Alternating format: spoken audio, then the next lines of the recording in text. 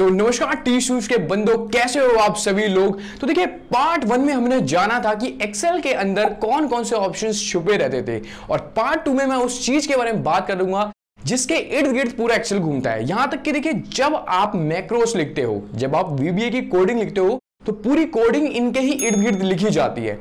वो क्या है? हाँ, सही कहा, वो है row, column, worksheet, workbook, range, cell, cell address. देखिए, सारा जो मैक्रोस लिखा जाता है वो इन्हीं के इर्द गिर्द लिखा जाता है या इन्हीं के ऊपर लिखा जाता है। तो ऐसी ही एक्सेल की टॉप 7 टर्मिनोलॉजी में आपके लिए लाया हूं। अगर आपको नहीं पता है तो इस वीडियो को जरूर देखें। तो चलिए शुरू करते हैं। देखिए, डेटा होता है कोई भी जानकारी या कोई फैक्ट। अगर मैं बात करूं यहां पे, तो देखिए मैंने यहां पे कोई नाम लिखा हुआ है श्वेता सिंह, या मैंने लिखा हुआ है आज तक, या कोई एज।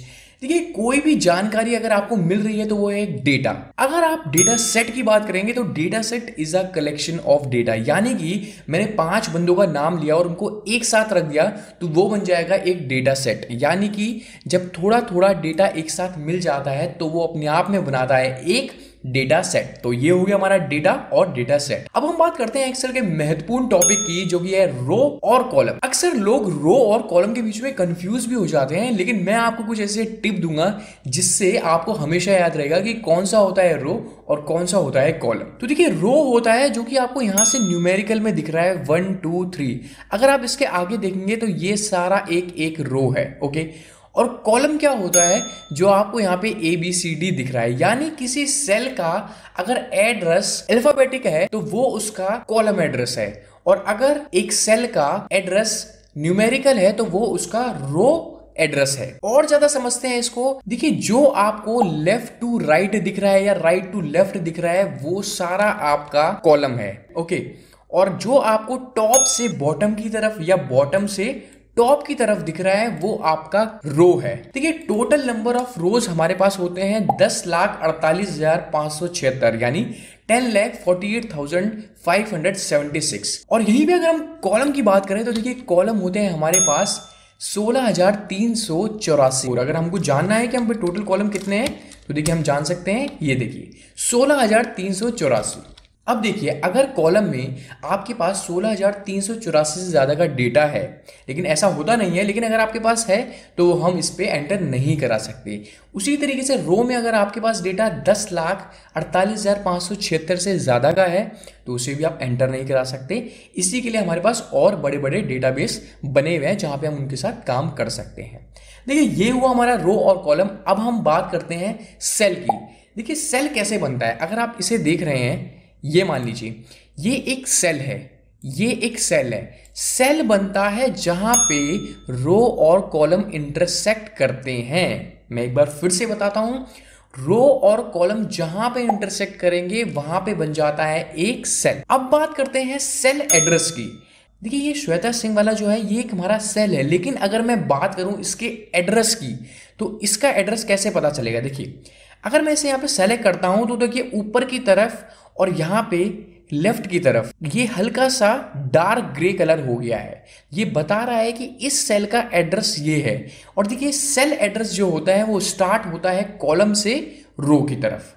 अगर मैं श्वेता सिंह वाले सेल की बात करता हूं तो इसका एड्रेस देखिए, ये यहाँ पे डार्क है मतलब B कॉलम है, और ये यहाँ पे डार्क है मतलब ये रो 5 है। तो इसका एड्रेस हो गया B5, जो कि आपको यहाँ पे नेम बॉक्स में दिख रहा है। अब अगर मैं किसी और सेल को सिलेक्ट करता हूं, मान लीजिए मैं सिलेक्ट करता हूं जी न्यूज को, तो देखिए यहां पे हो गया इसका D और इसका एड्रेस हो गया 8, यानी कि D8 एड्रेस। अब देखिए यहां पे आपको D8 दिख रहा है। तो इस तरीके से पता लगाते हैं कि सेल का एड्रेस क्या है। पूरे एक्सेल और पूरे एक्सेल VBA में हम सेल के ऊपर बहुत ज्यादा काम करते हैं, इसलिए आपको जानना जरूरी है कि सेल एड्रेस क्या होता है। अब बात करते हैं सेल रेंज की। ठीक है, सेल रेंज क्या होता है? देखिए, ये तो एक सेल हो गया, ये एक सेल हो गया, लेकिन जब हम एक से ज़्यादा सेल सेलेक्ट करते हैं, मान लीजिए मैंने ये सारे सेल सेलेक्ट कर लिए, तो ये हो गया सेल रेंज। वो लेफ्ट टू राइट भी हो सकती है और वो टॉप से बॉटम की तरफ भी हो सकती है।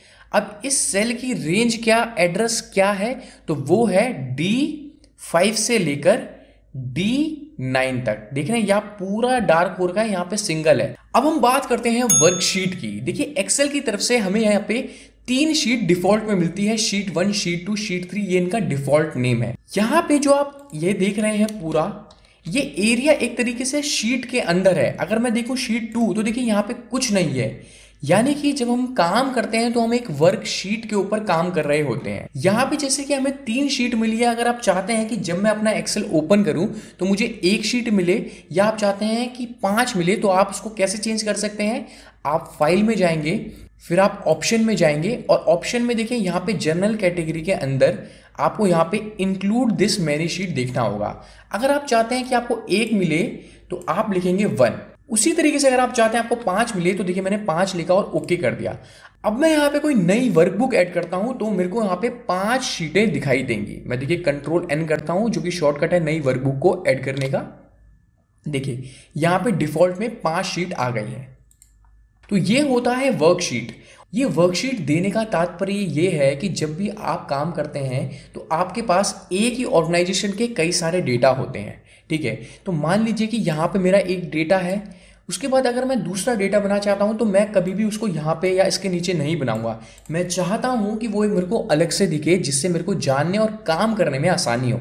तो दूसरे डेटा अगर मेरे को बनाना है तो मैं शीट 2 पे जाऊंगा, इसी तरीके से तीसरा डेटा तो मैं शीट 3 पे जाऊंगा। और अगर आप इस शीट का नाम चेंज करना चाहते हैं, मान लीजिए यहाँ पे जो डेटा है मैं उससे रिलेटेड इसका नाम रख देता हूँ, ये है जर्नलिस्ट डेटा, ठीक है। तो मैंने इसका नाम जर्नलिस्ट रख दिया।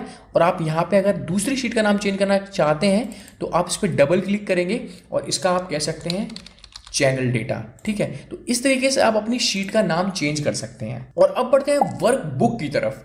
देखिए जो भी ये शीट है, ये सेल है, ये सेल एड्रेस रेंज, ये सारी की सारी हमारी वर्कबुक के अंदर ही होती है। अब वर्कबुक क्या होता है, देखिए workbook is a collection of worksheet, यानी कि जब 1, 2, 3 यानी कि भिन्न भिन्न प्रकार की शीटें आपस में एक साथ होती हैं तो वो बनाती हैं एक वर्कबुक। अब देखिए जब भी आप कोई एक्सेल ओपन करते हैं तो आपको इस तरीके की विंडो दिखाई देती है और यही विंडो होती है आपकी वर्कबुक। वर्कबुक का नाम सबसे टॉप पे दिया जाता है, और अगर आपने कोई वर्कबुक ओपन करी है और उसका नाम नहीं दिया है तो उसका डिफॉल्ट में नाम बुक 1 होगा। अगर आप चाहते हैं कि वर्कबुक का नाम चेंज हो जाए तो आपको फाइल में जाना है, सेव एस पे क्लिक करना है और जहां पे आप सेव करना चाहते हैं वहां पे आपने जाना है। जो भी आप नाम लिखना चाहते हैं वो आप लिख सकते हैं। मैं लिख देता हूं सिंपल शीट, ओके, और मैंने सेव कर दिया। अब आप देखेंगे टॉप पे इसका नाम चेंज हो गया है सिंपल शीट। और इसी के साथ हम बात करते हैं एक्टिव वर्कशीट और एक्टिव वर्कबुक क्या होती है। देखिए यहां पे मेरे पास 3 वर्कशीट हैं। अभी मैं जिस शीट पे हूं वो है जर्नलिस्ट। तो अगर मुझसे कोई पूछता है कि आपकी एक्टिव वर्कशीट कौन सी है तो मैं कहूंगा जर्नलिस्ट। एक्टिव मतलब जिस टाइम पे हम जिस शीट पे काम कर रहे हैं वो हमारी एक्टिव वर्कशीट हो जाएगी। अगर मैं शीट 3 पे हूं तो इस वक्त मेरी एक्टिव वर्कशीट है शीट 3।